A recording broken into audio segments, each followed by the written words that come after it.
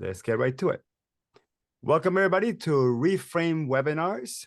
Today's episode, the topic will be how to mastermind with accounting professionals. Today is December 27, 2024, naturally the last REFRAME webinar of 2024 and the kickstart of an amazing webinar season that we are going to have in 2025. Hopefully this one kicks off excitement for everyone. And we got a lot of things going on today. So we're going to try to keep it under an hour or at an hour. We'll spend the first 5 minutes doing a quick introduction to REFRAME, the brand, about the webinar series. So if you're watching this live, and I will repeat this several times just to make sure there's no confusion.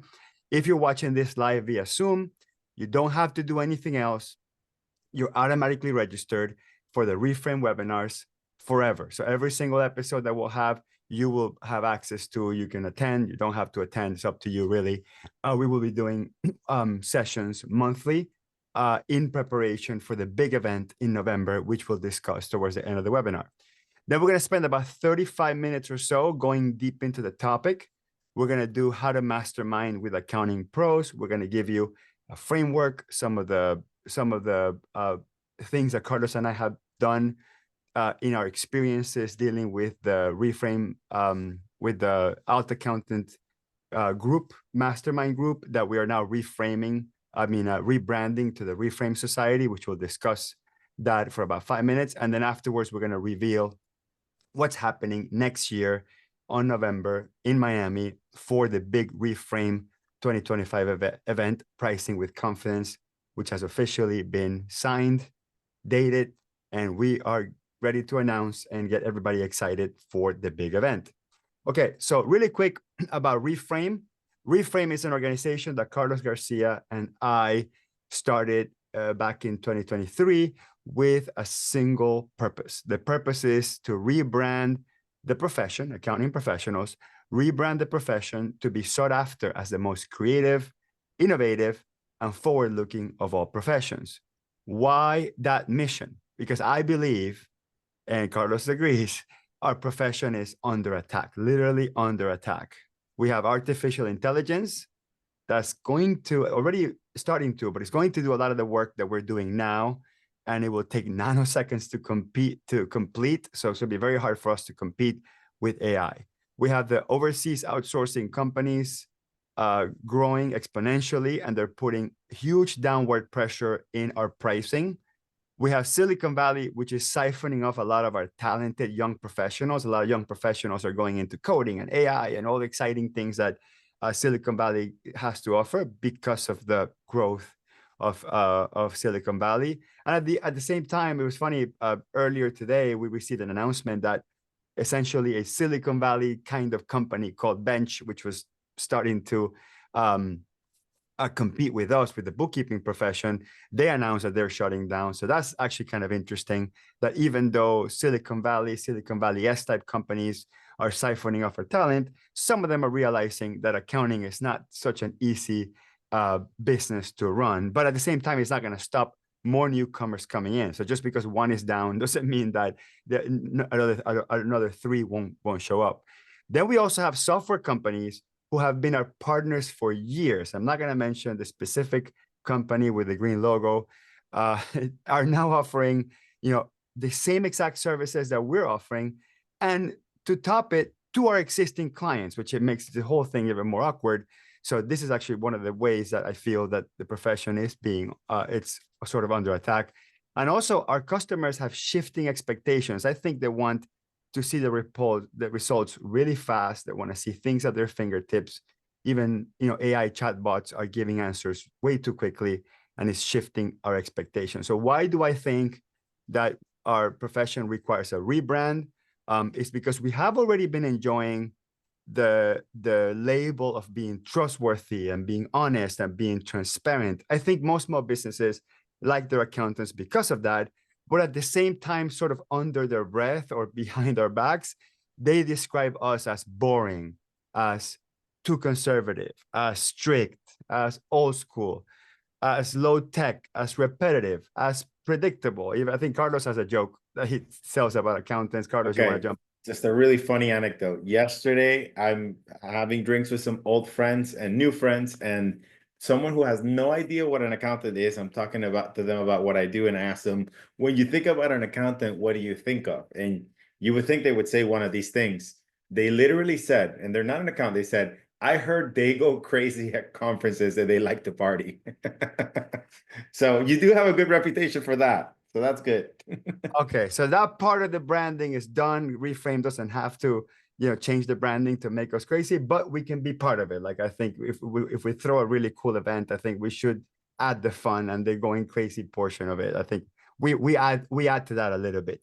So again, I think we need a rebrand because we kind of don't want this to be our brand. And I was reflecting upon the concept of personal brand recently. I'm preparing for Reframe 2025, and it's probably going to be part of my keynote, something that happened to me recently personally that affected me deeply, which is my daughter said, whatever, she didn't get her way, and she said something like, "You never keep your promises." And as trite as that might sound, as a typical something a teenager will sound, that hit me deep, because that's not a personal brand I want to have with my family or with my clients. And sometimes I think we don't notice, we're just in the treadmill. We are in the, what they call it, in the mouse wheel, where what's the name of that wheel where the little mouse is, Carlos? You remember that? Whatever. We're just running around. We're running around doing our thing, and the hamster wheel, exactly. And then we forget that these little tiny things that we're doing or not doing are causing an impression onto some people that we don't want. And it isn't until they bring it out in an explosive manner that it might feel like it's sort of too late. So what I don't want is accounting professionals to have this weird secretly concept of branding that we don't know, that could be tied to this 7 that you see on the screen, but it could be other things that is not what we want, right? So of course, we're very passionate about helping our clients, but if our clients don't know our passion, they think we're boring or conservative or repetitive or whatever, it's going to be very hard to to uh to to move our ideas forward. And Carlos is saying here in the chat, he's saying, what about risk averse? It's very true. We're very like too conservative, sort of risk averse, similar concepts. Our clients want us to take a little bit of risk with them because they take risks. So how will we achieve this? And I won't read these because we repeated this in many webinars in the past, but keep this in your slides. By the way, I don't think I added. Can you add the link to the slides, Carlos, if you don't mind? This is what we're calling the Reframers Manifesto, which is what I think what I think is going to be the way we think we achieve the rebrand, is by getting every single accounting professional to reframe their business strategy and to be able to say this manifesto items, these 11 things that are here, say them with confidence, say them with pride, say them with property, believing this. Like, I think if all accounting professionals were to obey by these rules, by this manifesto, we will individually, by all changing our mindset, will collectively change the profession, and our customers will have no choice but to work in our style, work in the way we want to work, because we strongly believe that we cause good positive impact to our clients. So you can read those. The manifesto, I think, is a very important piece of the rebranding portion. So how can you be part of the Reframe movement? Well, one, you can attend these free webinars. Okay, that's the most frictionless thing that you can do. Just attend the webinars, share the content. We're going to post these videos in my YouTube channel, share them with your colleagues. Let's get the word out there of all the things that we think we need to do to rebrand the profession. Okay, so that's all you have to do. If you're already watching this live, you don't have to do anything. You automatically get email invites to those. If you're watching this on YouTube afterwards, just click on the link somewhere in the description where I'm going to put the link to then be part of the live presentations. Second, you can purchase any of our self-paced educational products. Like our first version of that is called Exactly What to Say for Accounting Pros. In the slides, there's the link if you want to check that out. I'm going through the list of live attendees, and like 80% of you already are part. You either have the book or you purchased the program, that sort of thing. That you can attend our mini events. So we are going to probably tour the United States. Carlos might be more involved than I am, but I will try to hit some cities. We're going to try to hit both East Coast and West Coast. Of course, we're thinking big cities like New York, Chicago, LA, maybe Houston or Dallas, Austin.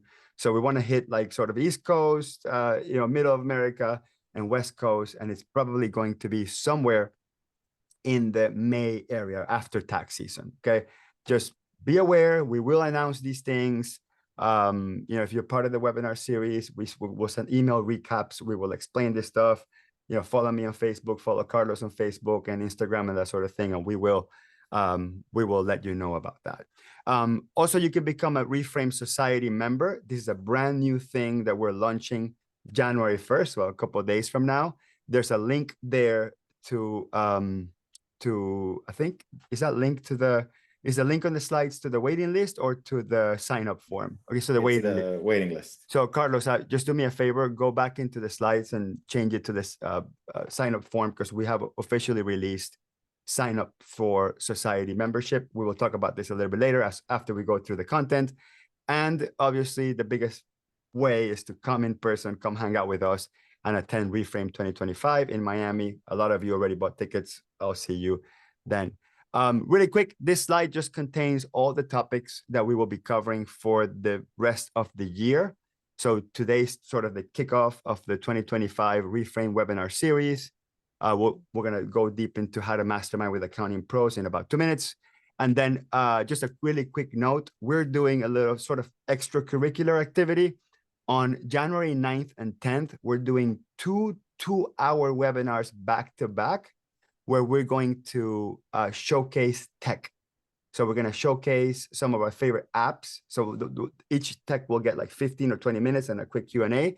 And we're going to do in 4 hours, we're going to showcase about 9 or 10 apps that we strongly believe you should be checking out. So something to look at before you start crazy with the payroll and 1099 season. So January 9th and January 10th, back to back, we will have the virtual events. And again, those will be recorded and those will be posted into YouTube as well. And then we're going to kick off our Pricing with Confidence webinar series. We're doing 10 of them, where we're going to showcase some of the stuff that we are working on for a podcast, some of the stuff that we're working on that we're learning from the society membership, and some of the stuff that we're preparing for the live event 2025. So whether you're joining us in November or part of the society masterminds, you will be learning along with us through this webinar series. Okay, Carlos, anything to add before we jump into the topic at hand? Nope. All right, let's start with how to mastermind with accounting professionals. So let's start with what exactly is a mastermind group. And I want to differentiate that there's a concept of a mastermind group and there's a concept of a mastermind, the meeting or the action. So we are treating the mastermind group as a group that can do mastermind-like events, or they can do open discussion live events. And we'll kind of discuss the different formats that you can do. And these are all ideas, and you can make these whatever you want. But I think if you follow the structure, I think you would be very successful at it. Carlos and I spent 2 years mastermind, actually in us together, but I've done it for about 6 years prior with different co-hosts. And we've been very successful at getting people to be very, very excited and having transformational effects from masterminding. So virtual or in-person meetings with like-minded individuals with a common goal. We'll discuss whether the individuals need to be the same industry or same size. We'll discuss that in a second. We like the dynamic of 5 to 6 people. We think that's kind of the minimum that you want to have. You really only need 3 people to mastermind. But of course, every once in a while, somebody can't make it. So 5 or 6 is a good safety number to always get 3 or 4 people at the very least showing up. And we'll discuss, required attendance and all that stuff. And usually never more than 10. I think more than 10 is just way too much. This is why at REFRAME 2023 and 2024, our tables were a maximum of 10, because we believe that 10 is kind of the sweet spot. I think they need to be at least monthly. It needs to have a monthly cadence. And I recommend maximum of an hour if it's 5 to 6 people. You can go to 90 minutes if it's 10, just because you got to give enough time for other people to to go through the ideas. But this is kind of the advantage of making it slightly smaller, like 5 to 6, because you can keep it on an hour. Some people are super fans and they do it weekly, and I think that's great. Some people just don't have the time for that, especially during tax season. But even if it's busy season, you should make time to make it at least once a month.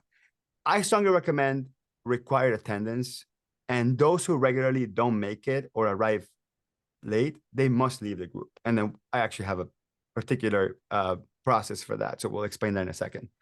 I think all members should sign a mastermind code of conduct agreement to ensure confidentiality, respect, commitment. And you can make NDAs optional. I think NDAs are valuable, especially if folks are going to start sharing internal know-how of their firm. So if you want to have that type of mastermind, that's cool as well. I'm making that optional because that might cause a little bit of friction. A lot of people will be afraid of literally signing an NDA, but that could add a little bit of that sort of private club element to it. And every person should have a role. Now, in the slides, it's very important that you guys have access to the slides. In the slides, there's a link to that. This is right where it says Mastermind Code of Conduct. There's a link to that. And then I drafted a Mastermind Code of Conduct, which is similar to the one that we're going to use in Reframe Society, which basically kind of people have to read and they have to go through every single bullet point, and then they have to sign. Okay. And then you can customize yours to have different levels of minimum experience, for example. Like I think a lot of people want to have, like there could be a mastermind of people that just started a bookkeeping practice. Okay. And then obviously the years of experience is not as important for that mastermind. Or one where people have at least 3 years of experience, because the context is different, like the level of expertise. And if you have way too much of a gap in experience or firm size and that sort of thing, the points of view are interesting, and they do create an interesting dynamic and learning opportunities. But then certain folks would feel that it's maybe too advanced for them, and others that it's not advanced enough. So you want to try to create a group where you have similar goals and similar sizes so people can share with each other. And then you can make some exceptions depending on whatever criteria you want to create. And then I believe that at least quarterly, like in the case of Reframe Society, because it's a little bit of a bigger mastermind group, we will do them every 6 months. But the group should be able to do a silent voting to either keep or remove certain people. And it's important to do it silently, just because we don't want anybody to take personal offense. But there will be groups in which one person never shows up late, never turns on the webcam. Believe it or not, the common courtesy is if everybody has a webcam on, everybody should have their webcam on, I think, in my opinion. Or the person never comes prepared, or when they're asked, or they go off topic, or they try to monopolize the conversation. So I think if everybody follows the code of conduct, generally we should be okay. But if one person is not, sort of out of line or outside of the culture of that group, it's important for members to have the opportunity to be able to, quote, kick that person out. And again, don't take it too personal. It's just to keep the dynamic of the group going. So check out the agreement.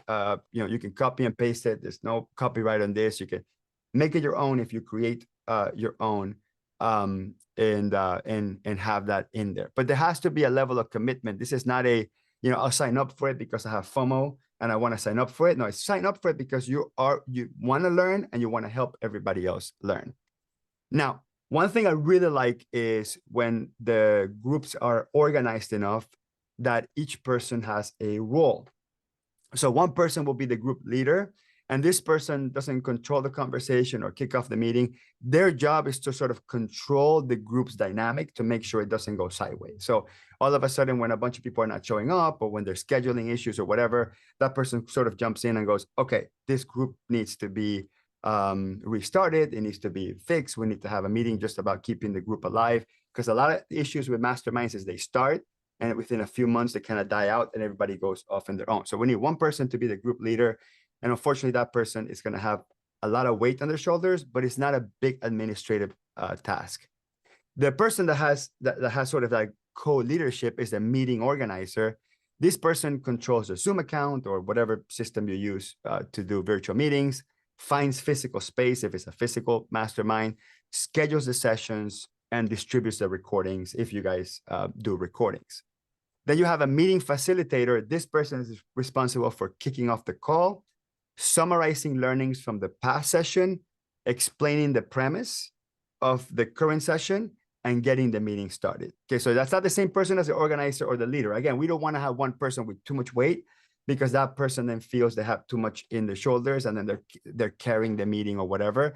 So essentially, the sort of leadership admin roles are split into at least 3 people. Then, of course, as the mastermind group gets bigger and has more than 3 people, you will have people like a time tracker or an engagement champion. Their job is to make sure in the meetings that are about equal participation to cut off, and they have the authority to say, hey, Mike, sorry, we're a little bit over time. You have 1 minute to wrap it up. Let's go to the next one. Sort of like a debate moderator that just kind of like gives the warning that we got to go to the next person, and make sure that if someone's very quiet and not engaged, you kind of bring that person in. Hey, Steve, you're a little bit quiet. Mary, you haven't said something in a while. So that person is just there to make sure that there's sort of equal participation. Then we have a topic or content curator. Notice that this is not the same as the leaders. This is one that is in charge of coming up with the topics, organizing the topics, putting maybe 3 options for voting and saying, hey, I have 3 topic ideas. Let's vote which ones you want, and scheduling those topics. This could be more than one person. There could be 2 or 3 people just thinking of topics. And then we have an innovator. The innovator is the one that kind of like is always switching things up. Like they're there to say, you know what, I have a new idea. Let's make the format next week a little bit different. Let's go backwards in order. Let's start with the answer and then come up with a question or whatever it is. Like somebody's just there, just kind of throwing things into the mix to try to keep things new and fresh. And I want to show you one thing, and I'm going to send in the email that I will send you. What I'm going to do is I'm going to send you a link to this document that I've been creating for the last year or so, which I'm calling it 100 Mastermind Topic Ideas for Accounting Pros. Okay. So it basically is a list of 100 different things you can pick as a potential topic for your mastermind. So I will, in the recap email, I will send you an email, and I'll send you a link to this. And this will be a live document. So as Carlos and I come up with new ideas or change ideas, we're going to be updating this document. So you can always have access to essentially up to 100 topics. So if you pick one topic and you do this weekly, if you do this monthly and you pick one topic, you got 4 or 5 years worth of mastermind in here. So you don't have to worry about coming up with topics as people get really anxious about. Okay, what if we don't know what topics to discuss? We've done the homework for you. Carlos, you want to add anything? Yeah, I would just say like what it is and what it's not. I think a lot of people like to label or classify a mastermind as just like a monthly meeting where a bunch of people show up and complain about how their customers don't, send their documents on time, and people go on these like venting platforms, and that's not a mastermind, right? A mastermind needs to be intentional. People are showing up consistently. There's a specific objective. Like everyone has a development goal. Everybody has, a specific problem that they need to tackle. They're working together to try to solve those problems. They're looking for ways to elevate and achieve, greater outcomes, whether it's through firm efficiency or elevating communication skills or looking at different processes just to level up. And it's not easy to maintain one, but if you can get the right group of people to work together in making it work, it can really be a game changer for you and your business, and it helps you and others, together lift each other up as you're experiencing transformation, because doing it alone can sometimes be scary. Yeah, only thing I add to that is the mastermind group will have an agenda, which is the topic and the format. So there's topic and there's format, 2 different things. So there'll be a topic and there's a format that will have an agenda. So avoid having your own agenda, right? Like the agenda is the mastermind's agenda, not your own agenda. And I think that the group, sometimes the meetings get hijacked when somebody wants to sort of bring in their own agenda into it. Like respect the agenda of the group, and trust me, trust the process. It's going to be a great experience. So a couple of tips for setting up a mastermind group. 1, find pros with similar circumstances. So Maybe they're all self-employed individuals, or maybe they all have small firms, or maybe they all have large firms. Different skill sets is okay. Like you can have a bunch of large firm owners, and some do audit, some do tax. That's okay, because that's actually a great networking opportunity, right? Because different people have different verticals or different horizontals. But in a group, you can have a person that just started and a person with a very large firm, and it could work pretty well for maybe a month or two. But there'll be a point in time where the person with the large firm has more like managing employee issues, and a self-employed person might not bring a lot of insight into that, or vice versa, right? Like maybe there's a lot of insight that's coming about managing employees, but if a person doesn't have the other person doesn't have employees, it's hard for them to connect with that. So again, the mixed experience adds a awesome, different points of view and variety and all that stuff. But you would have to have a real long approach to thinking of the applicability of it. So I think in the short term, it's best to try to get people that have a close similar circumstances. I would set up a paid Zoom account or whatever system you put in place, because Zoom, I think, cuts off people at like 45 minutes or so. So have a paid account, and someone's whoever has one, or someone has to fork up the $15 or whatever, I think is worth it. As long as Google Meet still exists, that's a free option that you can use.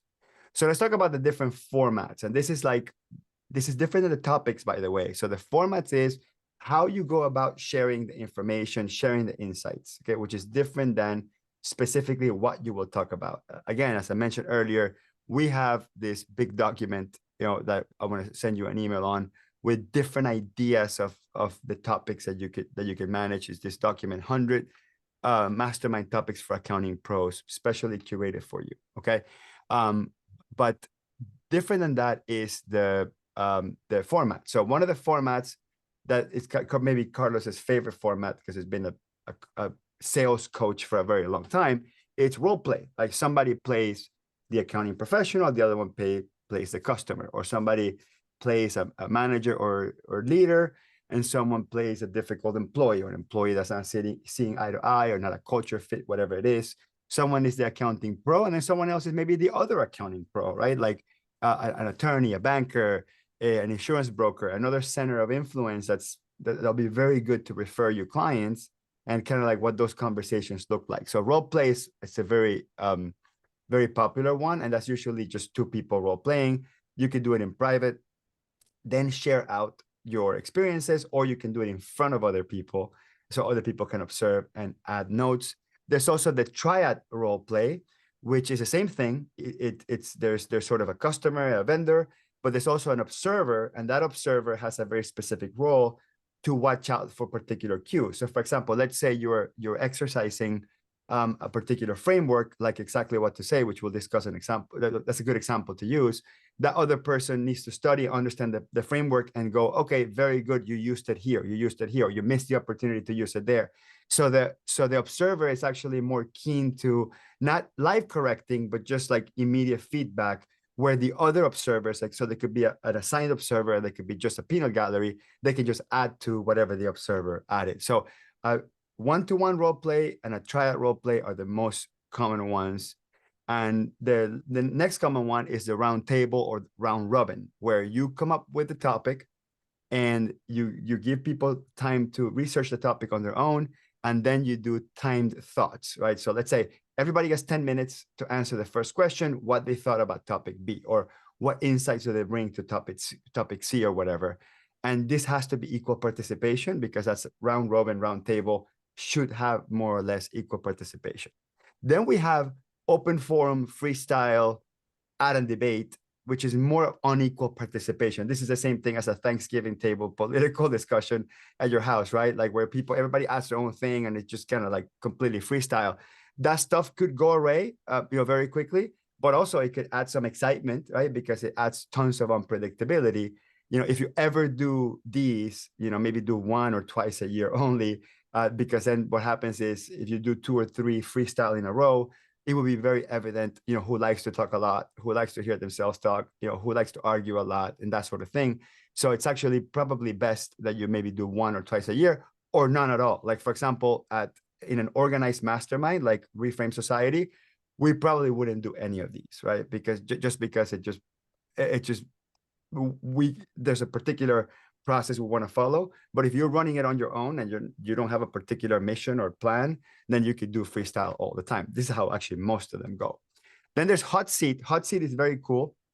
You allow one member to share something and then sort of ask me anything. So let's say one person is an expert in Clio and QuickBooks Online integration because they work with a lot of attorneys. So you let that person do a full presentation of the app and then let everybody just ask questions. And then you can rotate that person.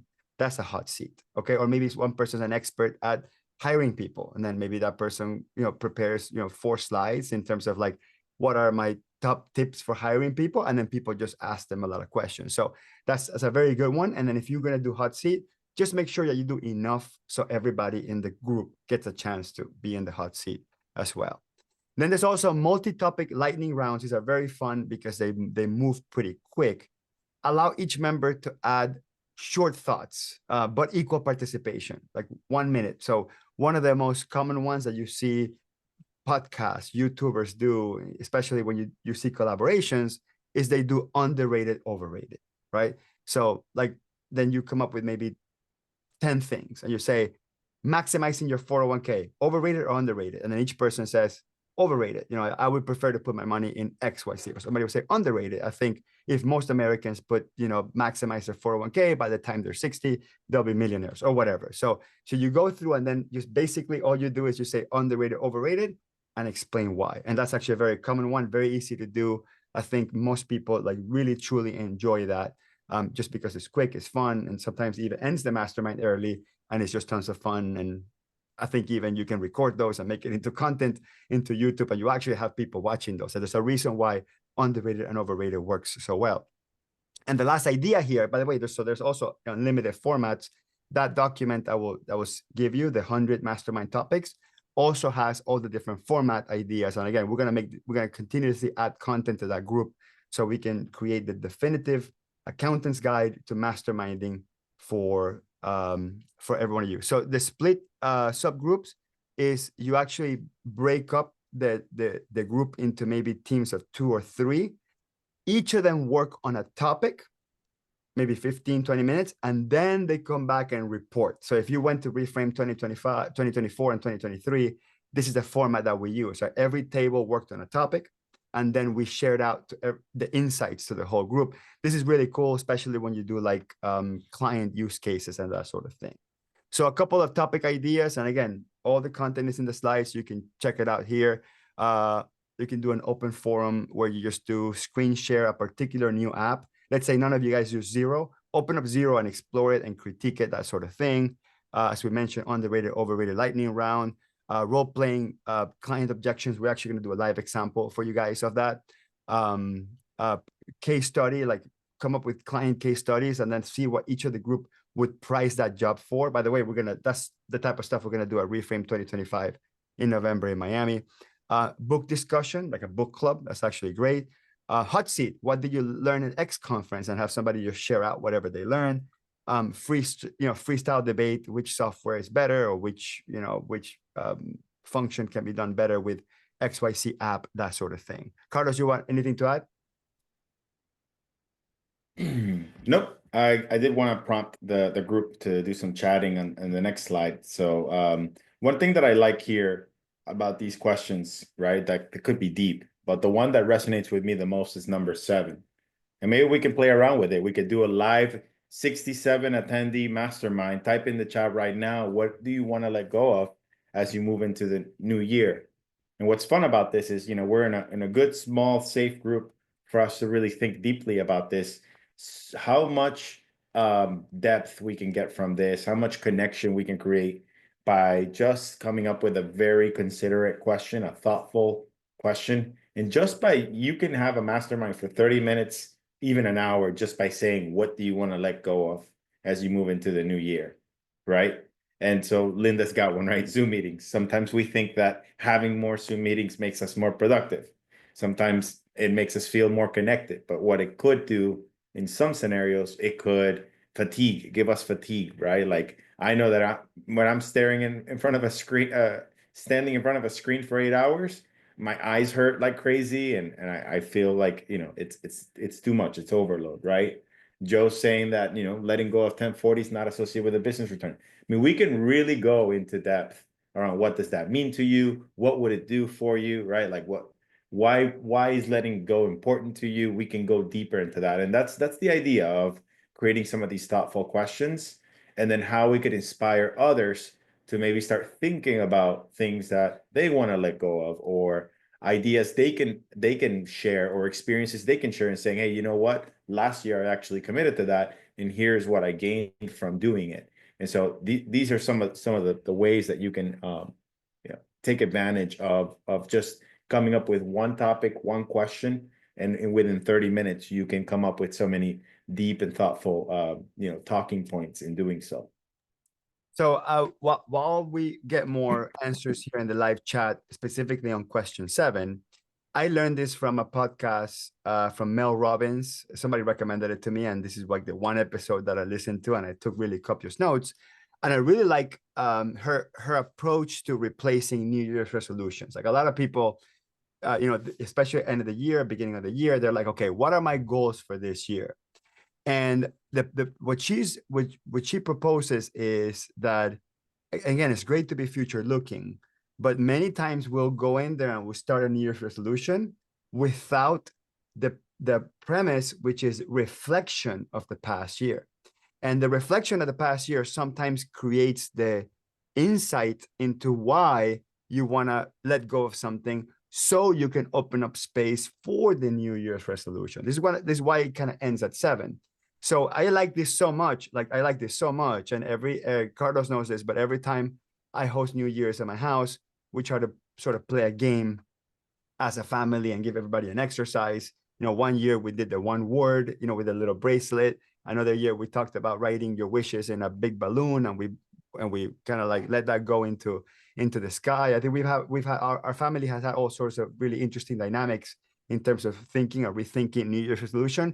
This will be the one that I implement for my family this year. So we're going to have a deep reflection of 2024 with these 7 questions. What did you learn this year? What are you most proud of accomplishment? What disappointments or regrets did you experience? What is the most meaningful thing you've done for others? What are you most grateful for? What physical and mental thing did you do for yourself? And lastly, what are you going to let go of? And then as you go through the process of reminding you what you did, and she recommended something very cool. She goes, if you get stuck, especially on like question number 2 or question number 4 or question number 5, if you get stuck in those, pull up your phone and kind of go through your pictures. Sometimes those pictures remind you of the path of everything that since we take so many pictures, reminds you of the path that you took this year. And sometimes that will trigger a particular memory that you've completely forgotten about, something you're very accomplished for, you're very proud of accomplishing, and the pictures will remind you of that. So I thought that was a really cool hot tip. The podcast episode is great. I will email you guys the link to that episode if you want to listen to it, because I think some of you would really, really love to do this type of exercise with your own and your loved ones. So this is just one idea of a mastermind topic. And even further, Carlos said you can even just go one question and make the whole mastermind about that one question, like what you want to let go of, because letting go, it's what you let go of is more of an indicator of what you want versus what you wish you've had, right? Because sometimes whatever you're wishing you want, or whatever you want to do, or your resolution, it's impossible to do if you don't let go of something. You got to make space for the new thing. All right, so let's go into an actual mastermind. We're going to do a quick round here. The people that are live, what we're going to do is we're going to allow you to raise your hands. We're going to grab the first maybe 5 that raise their hands, and we're going to promote you to panelists, and then we'll live role play with you as kind of an example of a mastermind. So here we go. Corey, you're up. Anybody else want to raise their hand? We'll bring you up. Be a little braver than that. Corey, good job. Thank you very much. We will bring you up, promote you to panelist. Anybody else want to raise their hand? There we go. There we have James.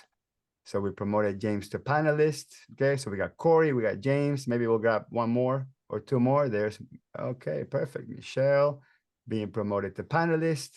And then maybe one more. Anybody else want to jump in? Okay, if you can turn on your webcams, that'll be great. If you're in your pajamas, don't turn on your webcams. Okay, all right, good. So if we don't have anything else, we will keep it to the folks that we have here. Now, what's really cool about this is well, Michelle did come. Michelle was at REFRAME 2024, so she has a little bit of you were at 2024, right, Michelle? Yeah, so you have a little bit of pre-framing on this, but James, I haven't practiced at all, so there you go. it'll Perfect. be a good refresher. Okay, perfect. So Carlos, maybe you can get started with kind of explain, and Corey was there too, so that's great. So Carlos, explain the premise of what the exercise will be, and then we'll do a live exercise here on stage.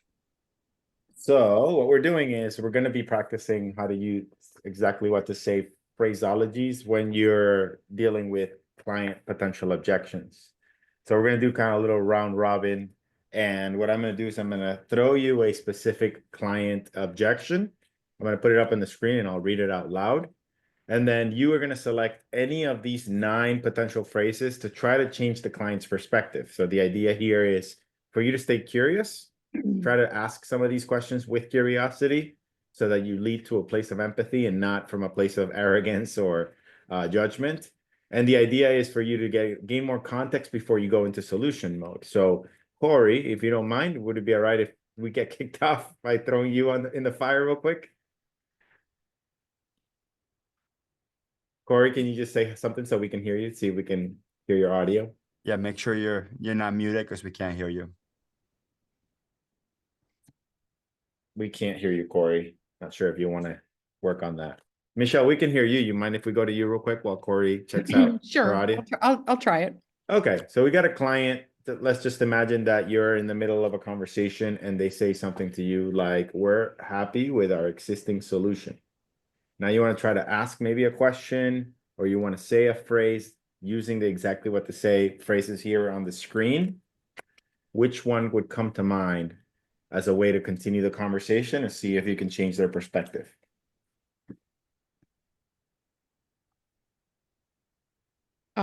Well, how certain are you that you're getting the most value out of the services you need? That's it. Great. Bad one. Great. Is it a bad one? That's good. That's good. Okay. One.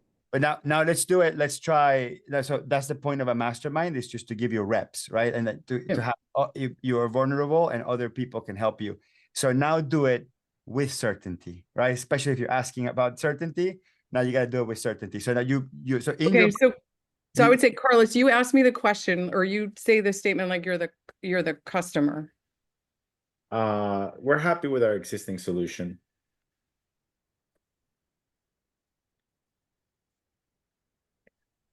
Well, Carlos, how certain are you that you understand all the services that you might not be getting? I don't know. I guess I'm not that certain now. Yeah, I would if I just we happen to, and this is why we want to try different versions of this. Yep. So I would recommend not throwing 2 big concepts to the customer. So you throw one was certainty and one was understanding. So I would either do because that just makes the person think too much. Okay. So just either do what do you understand about what a full service accounting firm could do for you, or you can do how certain are you that you're getting the most bang of your buck out of your accounting firm. So try either one of the 2. Okay, so I would say, Carlos, what do you understand about the services that you're getting? I know that they just give me my reports when I need them, and so far so good. Not really, no complaints so far. How would you feel if you understood 3 components on those reports and what could help you in your business?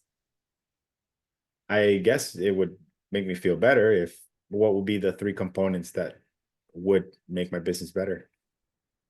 Well, how important it is to know which numbers help you understand what's driving sales. It's very important to me, actually, now that you mention it. And can you imagine getting rid of some of your spreadsheets that you keep on the side because you're not using your accounting system to run your business? That would be fantastic, actually. That's Nice good. job. That's good. Very good. I would Okay. change can you imagine to Okay. just imagine, because can you imagine Okay. can you imagine makes them think, where just imagine makes them wonder, right? Well, So can you imagine gives them an option to not imagine. Did not correct. imagine. Okay. All right. Yes, I would say just imagine getting rid of all the spreadsheets that you showed me that actually took you like 15 minutes just to figure out what formula was hitting where, because you weren't sure exactly whether the profit was reported here or in sheet 17. Just imagine having a one-click report in QuickBooks in real time that gives you the exact insight that you're looking for, so you can hit the goals that you told me at A, B, and Okay. C. But it's, yeah. Okay. Great. So fun. Good job, Michelle. Nice job. That's all really a mastermind is. It's just kind of sharing ideas with each other. So Corey, let's see, can we get your microphone working now?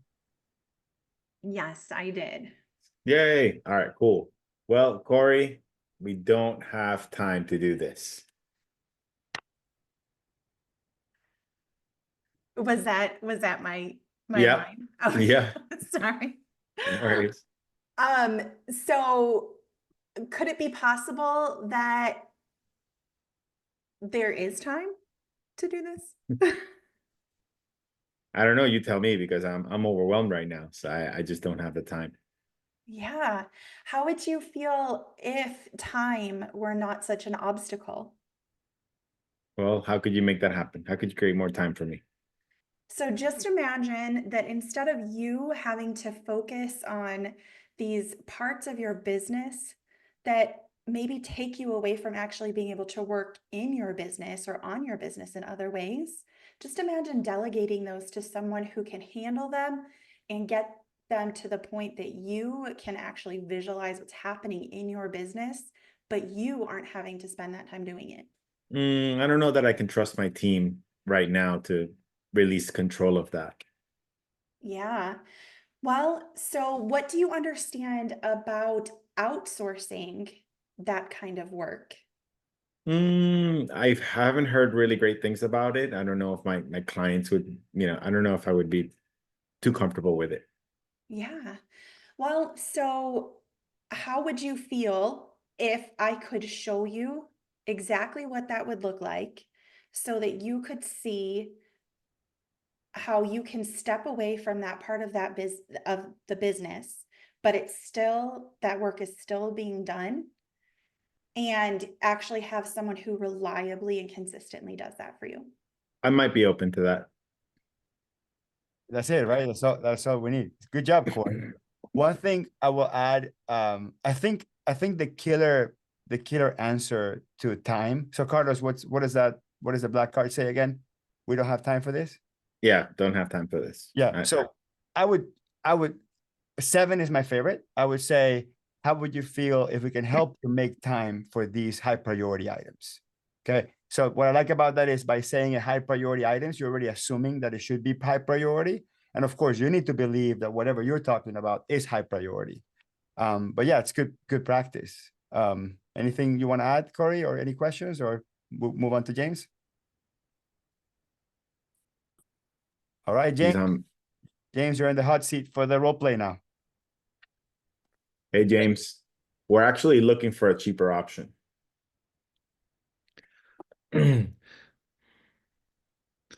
How important is it, Carlos, to you that you paying less for something more valuable? Well, let me rephrase that.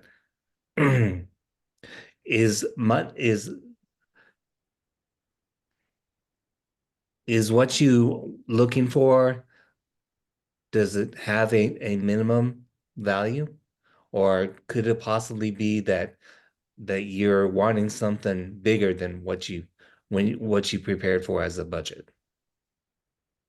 Well, I don't know. All I know is that I can't afford what you're currently showing me, or I mean, I'm not fully certain that what you're doing for me is worth that investment.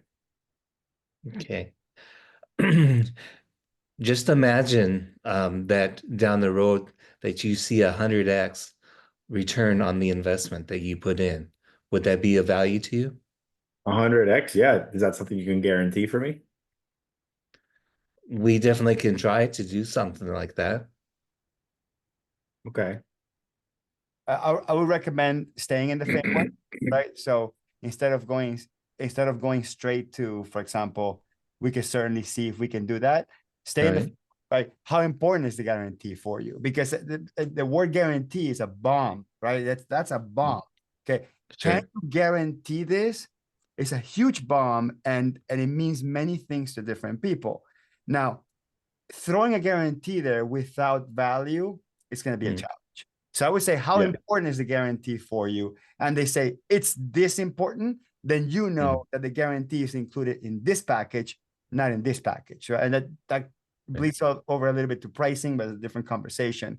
So James, I would try again, but only ask it in EWTS questions from here. So Carlos, maybe try a different one. And then, again, we're just giving you reps, James. Thank you for throwing yourself into the fire here. Yeah, I think my objection was we're looking for a cheaper option, or was that right? Yeah. That's fine. Yeah, so we're looking for a cheaper option, James. Would it be possible? Can you imagine of a greater return than you ever expected on the value that you want to invest in? That is possible. By the way, quick feedback, James. Sure. And for everyone, when you're hearing someone give you an objection and they give you a keyword, before you go into an EWTS question, Sure. you can just say, what does blank mean to you? Okay. Right? Because if I say cheaper, you don't have enough experience, I need to speak with someone else, we're still shopping around, we're happy with our existing solution. Like, look for the keyword. You could say, what is your existing solution, giving you? Or what does cheaper mean to you? Or who is that someone else? I mean, just deepening like the word, getting greater definition of the word might help you get clarity on that. So if I say we're looking for a cheaper option and you ask me, what does cheaper mean to you? What does cheap actually mean to you? Well, I think the estimate that you gave me is a bit above our budget. Maybe something closer to the range of, $500 less a month or something like that is what I thought would have been the right thing. Have you ever paid over that amount and seen that it actually was worth it to you? So I guess you're saying maybe if you were to put it back into a question in one of these 9, how would you rephrase that question?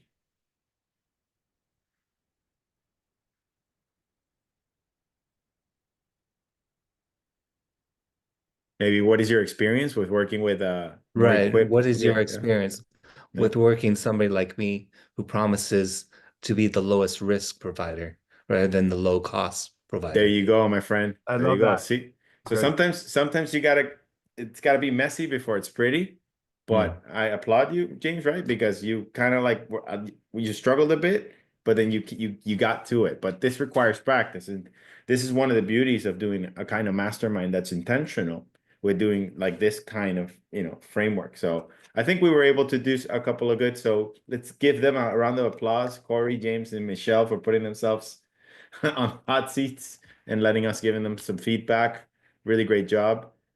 So I think we move on to the next piece, right, Hector? Yeah, so I'll end with just imagine practicing this type of stuff with like-minded professionals every month, getting better at your craft, and it translating into better, more meaningful conversations that translates into higher value engagements.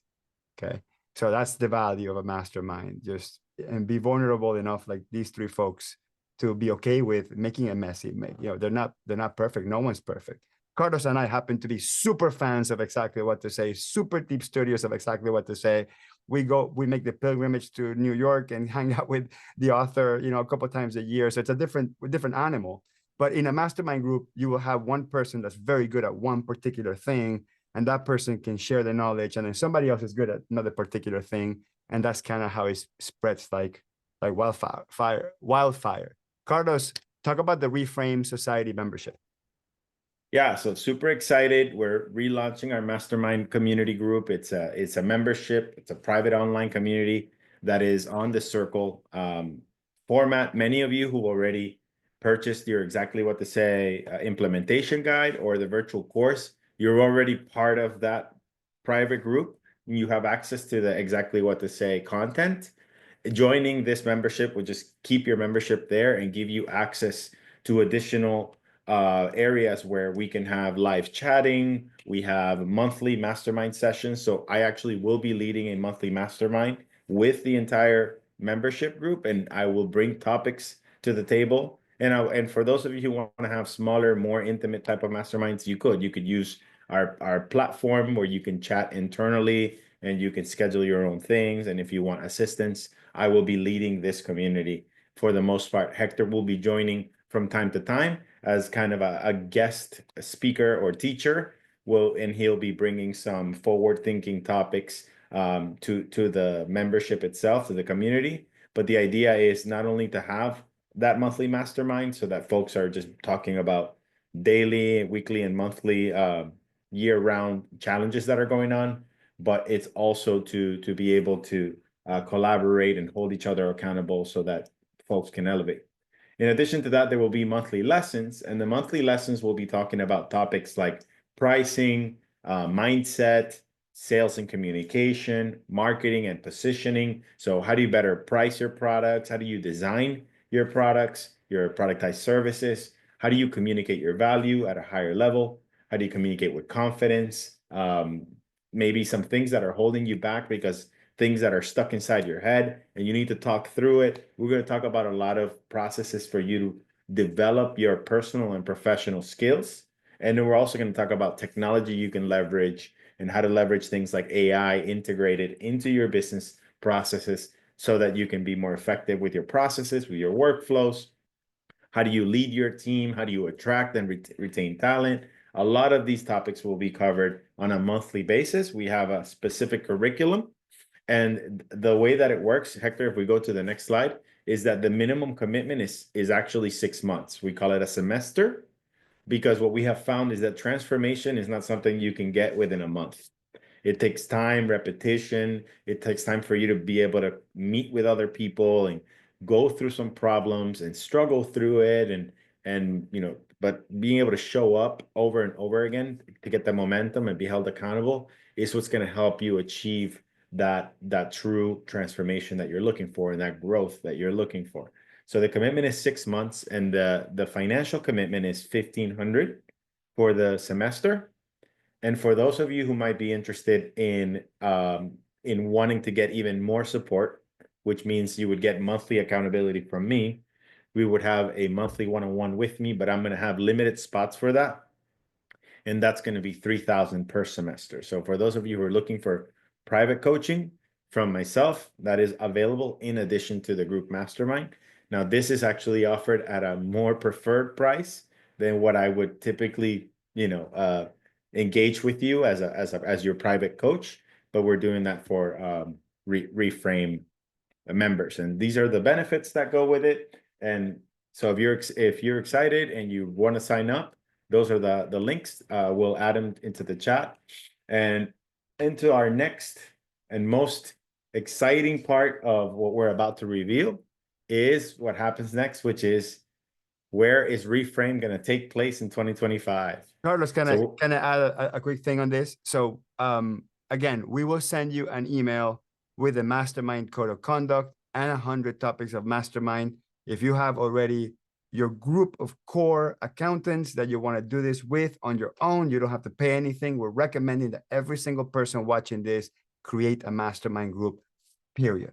For those that don't have the organizational skills or the group already, or maybe the creativity to come up with topics, or just like you cannot kickstart this on your own. We're facilitating a combination of topical deep dives that Carlos and I are authoring and putting together to give you food for thought, give you self-directed homework, and also masterminds with those topics at hand. So that's what we're selling to you on the idea of starting a mastermind, belonging to a mastermind. And if you can't kickstart your own, be part of the Reframe Society, $1,500 every 6 months. You won't regret it. Carlos, go ahead. Let's talk about Miami 2025. You're muted. So in Miami, we're excited to share that we have actually found a location, and it's going to be in Coral Gables, where we actually did our first reframe, but it's going to be in a newer hotel right in the same area, and it's going to be called the Lowe's Hotel in Coral Gables. And Hector, you can actually click on that hotel video if you want to give the folks a little bit of a preview. Or for folks who want to do it, I know that we're a little bit behind on time. You know, you can see on your own what the property's like, but the beauty about this area is that it's a brand new property, it's a brand new hotel. We're actually like inaugurating, in essence, the event with them, and they're going to have shops, and they're going to have a mall, and it's going to have restaurants. Everything is walkable. It's going to be during a beautiful time of the year, which is going to be in Coral Gables, and it's a November 2nd through November 4th is when it's going to take place in 2025. Now, a couple of things that you want to know. We negotiated the block rate to stay at the same rate that it was in the Diplomat for everyone. So you're not going to see a pricing change there. So that's a huge benefit. For those of you who want to complete your payments and pay off your balance so that you have your guaranteed ticket, we will send you instructions so you can do that, along with the booking link for the hotel. And we're also adding a third day to the event. There's a pre-conference that will happen on November 2nd. November 3rd is day 1 officially, and November 4th will be day 2. We will have a day 3 optional add-on for folks who want to do additional business planning. We're going to talk a lot about specific things. So how do you take everything that you learn about pricing, and how do you execute it and implement it specific to your business? Talk a lot about your positioning, talk a lot about your marketing, your branding as well, so that you can have more hands-on. And the day 3 is going to be a smaller group, just so that you can get more one-to-one attention and support on that end. So we're super excited about it.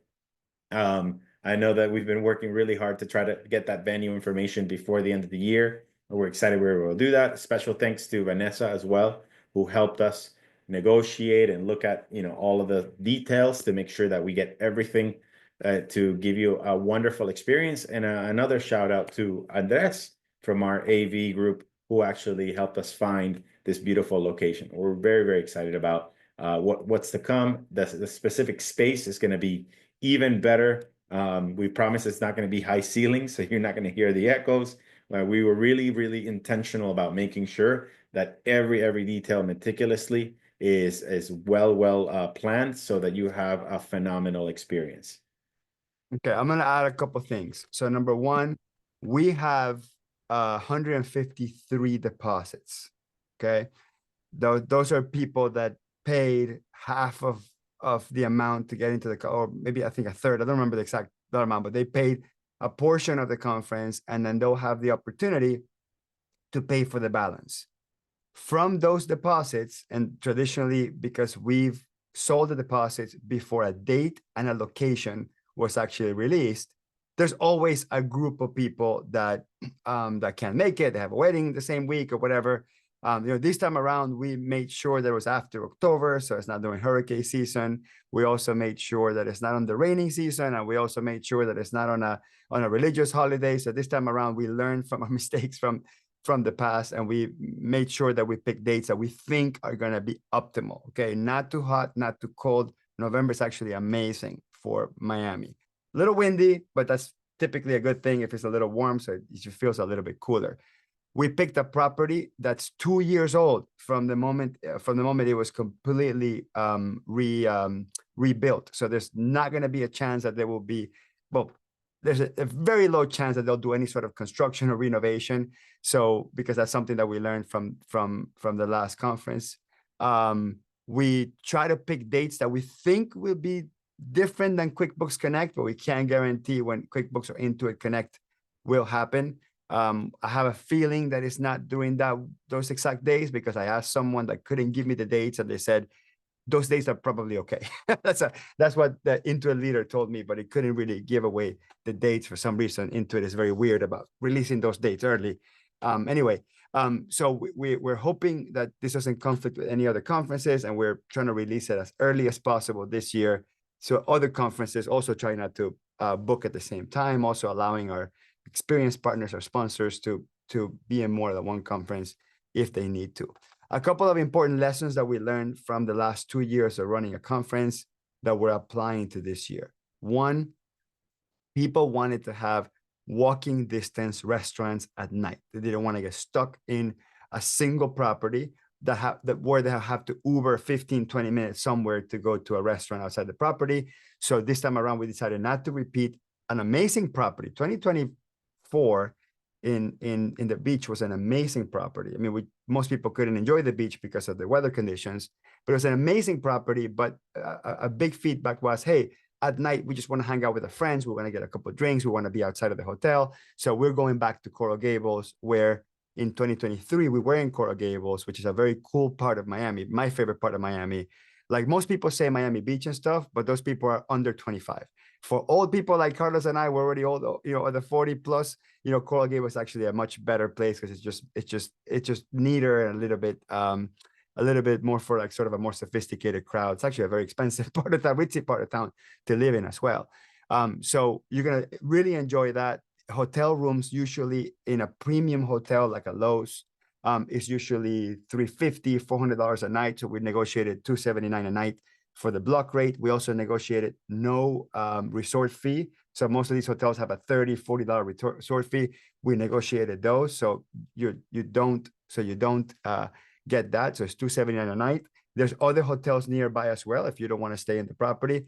I recommend staying in the property because the rate's actually aggressive enough where you can stay in-house, hang out with everybody in there. The hotel's also small enough that, the 150 people in the hotel, I believe the hotel has like 300 rooms or something like that. So we will be basically, our conference will be the majority of the people in the hotel. That's also really, really neat. And again, as I mentioned earlier, some people will cancel from the deposits. And then once people cancel, let me just put the slide up there. Once we start getting cancellations, we are going to start inviting people from the wait list. So we have I think 17 people on the wait list. Of course, that doesn't mean that all 17 want to book, but they put themselves on the wait list. So put yourself on the wait list if you don't have a deposit yet. And as soon as we start refunding people that can't make it on the date or the location or whatever happens to be, we'll start emailing you and giving you a chance to do that. So everybody that's holding a deposit has until January 31st to get a full refund for their deposit. So as people do that, we are going to be refunding those. After January 31st, there's no longer a refund on the deposits. They could be transferred. These tickets can be transferred, no cost. We don't charge anything, or no admin fee or whatever. You transfer it to someone else as long as they pay the balance or the balance is paid in full. We don't mind it. So again, if you're excited to come to 2025 in Miami and you don't have a ticket, put yourself in the wait list. Carlos, maybe you can copy and paste the link into the live slides, into the chat, and then of course download the live slides for that. So let's wrap it up. So we said we'll keep it under an hour, but we failed. So I'm sorry. My daughter's right. I never keep my promises. So next steps, what happens next? Number one, we will send you an email recap with all the details, all the resources that we discussed. Join the REFRAME Society Mastermind or start your own group, okay, whatever works for you. Check out the REFRAME website. We're now adding all these things to the REFRAME website. And in the REFRAME website, we'll talk about we'll update once we do the mini event tour in the United States around May and June of 2025. And of course, attend or keep attending our upcoming webinars. With that, I leave you. And Carlos, I'll give you the last words. Oh, thanks, everybody. We're super excited about what 2025 is going to bring you all. We wish you a super happy new year. We're excited to kick off the REFRAME Society. Hope you join us for that so we can stay connected throughout. And for those who we're seeing us in Miami in 2025, here we come. Here we come. We're going to be meeting every month to do a webinar, talk about pricing, confidence, and all things around it. So looking forward to it. Happy New Year, everybody. Take care.